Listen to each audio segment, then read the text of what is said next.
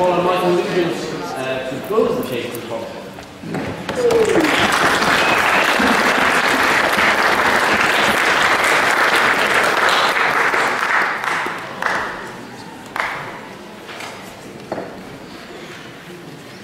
Members of the Philosophical Society, ladies and gentlemen, fellow Petons.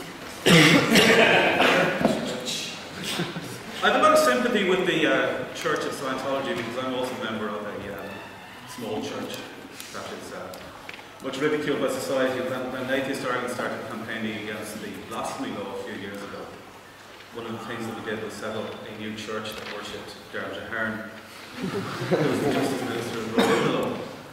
And that church is the Church of Dermatology.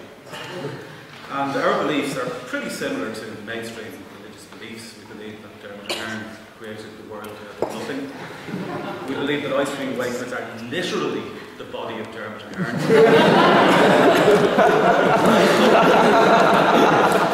And like the Normans, we have magic underpants.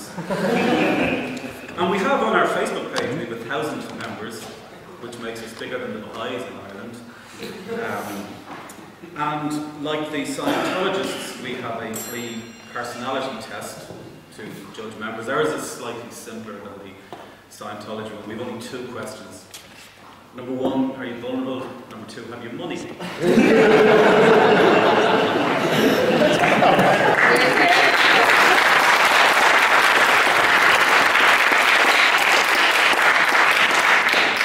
you get both of those right, you're in. In terms of the theology of Scientology, which we've heard a bit about the intergalactic warrior Xenu and so on, which is, pretty silly to most people.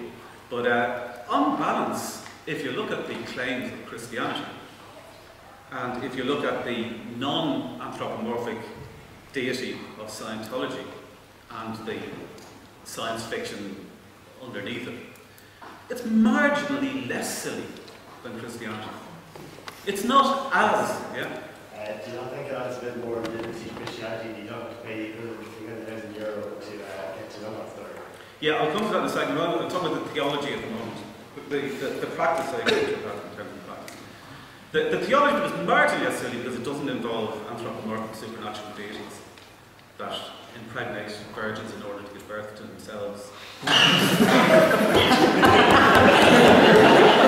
that they can die and return to life and write a book about it. In terms of the practices of Scientology and the beliefs of the practitioners, I'm sure a lot of you have seen the video of Tom Cruise saying, if you see a road accident and you're a Scientologist, you can't just pass by. You've got to stop because you know that as a Scientologist you're the only one that can really help. It sounds a bit kind of odd, but we had a major accident in Cork not too long ago where an airplane crashed.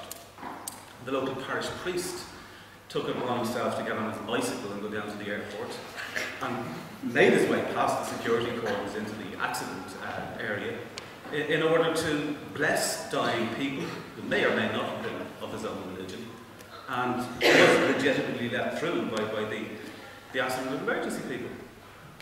Now, can you imagine if after this debate we go out and there's a major crash on the street and I go up to the police cordon and say, excuse me, I'm chairperson of Atheist Ireland, I've really got to get through because there may be some people dying there and I've really got to tell them that there's no God.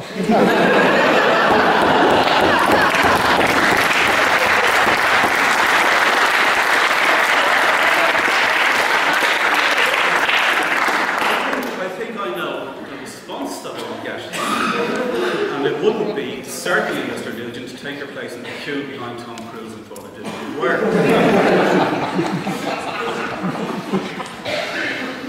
So, in terms of the theology and the belief systems of Scientology, they are no sillier and no less legitimate than those of most other religions. In terms of the practices, and this is where it does get kind of serious, in terms of the practices of the Church of Scientology, I think it's fair to say that they're a pretty harmful organisation. They disconnect people from their families. They take a lot of money from people. And they physically abuse people as well. You know, they're a bad organisation. But this motion isn't about, is Scientology a good organisation? Is Scientology as legitimate as any other religion? And that phrase, the legitimacy level could be hovering around 0 for all of them. And they're still as legitimate as each other. If you look at the harm that Roman Catholicism has caused over the centuries, if you look at the Pope's position that condoms are worse than spread of AIDS, if you look at the harm that Islam does to women and minorities in particular, if you brought in here a survivor of child sexual abuse and cover-up of the Roman Catholic Church, and if you brought in somebody like Ayaan Hirsi Ali to tell you how women suffer under Islam, you would agree that the main difference between the harm caused by the Church of Scientology and the harm caused by Islam and Roman Catholicism is that Islam and Roman Catholicism do it on an industrial scale, and that the Church of Scientology are amateurs in the field of harming people. That's not to say they're a good organisation. They're quite clearly a bad organisation. Yeah. But so are the other religions that also cause harm, and on a greater scale. The other religions call Scientology and smaller religions a cult. But in fact, it's what a cult is what larger religions call smaller religions. Every religion that started off, no matter how old, other than whatever happened to be the first one that somebody invented, started off being called a cult by all of the other established religions. The Church of Scientology is a bad organisation. It's morally harmful, but the reason for that is partly because religion itself is morally bad. Religion itself, by focusing on claims of faith and revelation, religion itself complicates and corrupts the already difficult task of trying to figure out what's the right thing to do in any situation. The right thing to do morally is based on the consequences of your action and the impact of your action on the suffering or the well-being of other sentient beings. And that's a pretty complicated set of interactions, and you can't really figure out exactly what it is. You can just make your best judgment as to what's the best thing to do in that situation. But what religion does is it adds in a corrupting factor, which is the imaginary consequences on imaginary souls or heathens or whatever they may be in imaginary afterlives. And where those religious values clash with our natural sense of empathy and compassion, religion gives priority to the religious claims and allows people to justify causing individual people and other animals to suffer unnecessarily because they believe that the creator of the universe has told them that that is the right thing to do. How am I going on time, by the way? 8:30. Sorry? 8:30. Okay. In terms of the overall claims of Scientology, I'll just summarise the key points that I made earlier. The theological claims are as silly as other religions and arguably marginally less silly than the anthropological personal deities of the Abrahamic faith. And that's simple. I'm not giving it credibility. I'm not saying that it's likely to be true. I'm just saying that it doesn't break the normal laws of nature in the way that the Abrahamic gods do.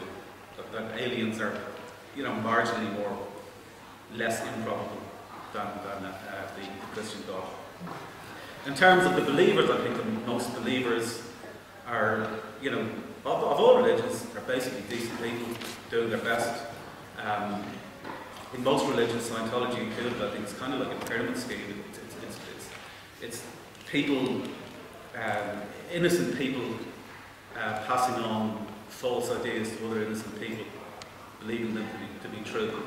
And in terms of the organisation itself, I think the Church of Scientology is a morally bad organisation that is as legitimate or as illegitimate, depending on the way you want to look at it, as any other religion that also causes harm on a far greater scale than Scientology. Thank you very much.